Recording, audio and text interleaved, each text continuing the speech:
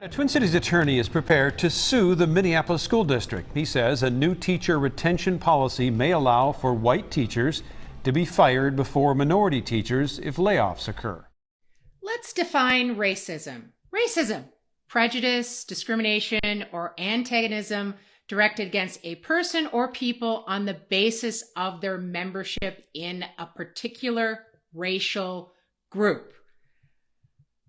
I believe that is a textbook definition of racism. Courtney Godfrey has more from district headquarters. The teachers union calls this a MAGA misinformation campaign, saying the new policy is a step towards diversity and equality. I love it. I love it. I love it. Did you see how cute the teacher union is? It's a MAGA misinformation. Isn't that, is that so cute? That's so cute. We're going to be completely and utterly racist while we're calling our opponents completely and utterly racist by using, the MAGA, because MAGA really means racist, didn't you know? It doesn't mean MAGA. It doesn't mean make America great again. It means racist. So I love the teachers union. You can put forward a completely and utterly racist policy and then call your opponents racist. That's amazing. That is a very unique trick. But at least one attorney is poised to sue, saying it's in violation of the 14th Amendment of the U.S. Constitution. If the teachers union and the school district don't get together and change this policy, that it will be struck down by the courts. A new teacher retention policy in Minneapolis Public Schools is sparking debate tonight, with language in the union contract saying that when layoffs happen, underrepresented teachers must be skipped over for someone who's not in the underrepresented category. The Supreme Court made it really clear that you cannot use race alone as the measure of whether to fire someone as an employee. Well, that seems rather reasonable, don't you? Does he sound like a racist? I am sure we will hear from the other side about how racist his thoughts are. But high school English teacher Nafisa Muhammad is hoping he's wrong. So I think it's interesting that they're calling it discrimination now when segregation set us on the path of discrimination. And now this contract language is a small step to restoring the balance. Ah, got it.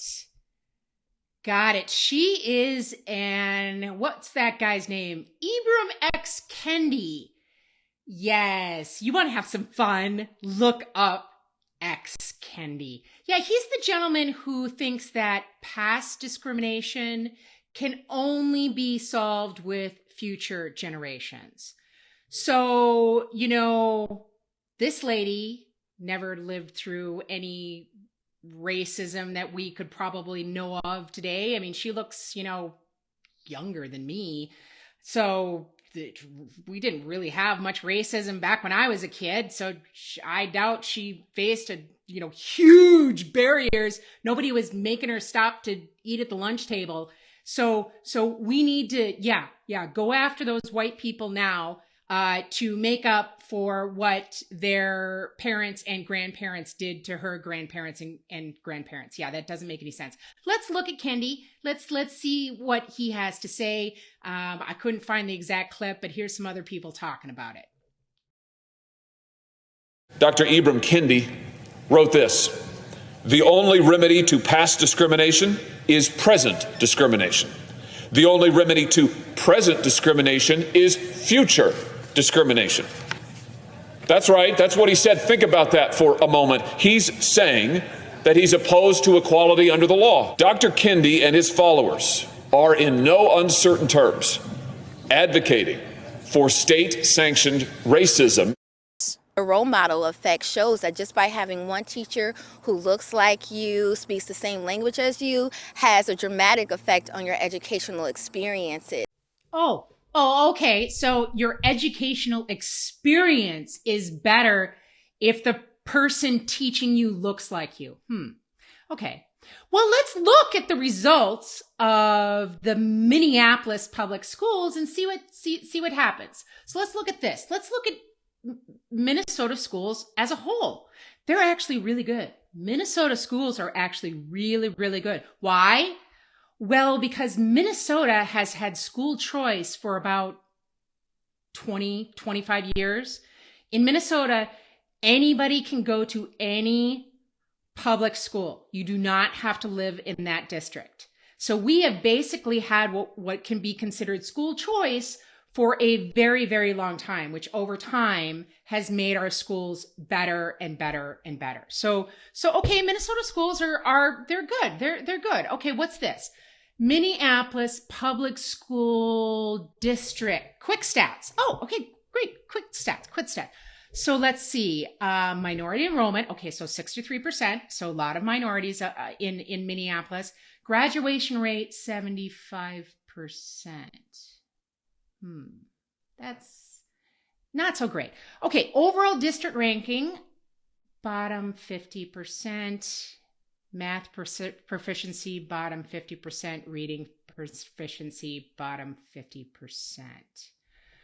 Okay, that's not fair. We are comparing a city school, a big city, to the suburbs. And if you have never been to Minnesota, there's basically one big city, and then the rest of it is basically suburbs. So it's a lot of lakes, and it's a lot of land, and it's a lot of stuff that, is not city.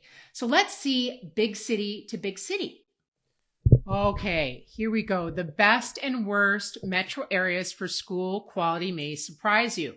So let's look at Minneapolis. Where are they on this list? Oh, 31. That's really low. Who is above them? Columbus, Cincinnati, New York, Chicago is above Minneapolis. Okay. It's not looking so good, Minneapolis. Not looking so good. So over here it says the SLAM is the statistic that they used. So they didn't just use raw numbers, because that's not fair. What they used is academic growth. Hey, that's good. If you get students that are challenged and you move them a long way, you should get more credit for that. Academic growth for traditionally disadvantaged students, that's great. So once again, it's where did they started and where did they end compared with all the other cities. And high school graduation rates, which we already showed, were not so good. So, I am thinking, Minneapolis, that instead of looking at the race of the person that you're hiring, why don't we do something really strange, which is hire the best teacher? There's lots of stats out there where you can show that good teachers can take some of the worst students and teach them. They can teach more students than an average teacher. They go through like something crazy, like 150% of the curriculum, where if you have a bad teacher, they get through like 50 to 75%. So good teachers really matter. And there are lots and lots of great teachers out there who care about their students. Both of my parents were school teachers. It is a wonderful profession, and we need to stop this. We need to look for the best teachers and help these kids. Please stop it. Stop it. So if you like this, thank you for visiting. Please like, comment, and subscribe, or check out these videos next to me. Tell me how I'm doing. Thanks so much.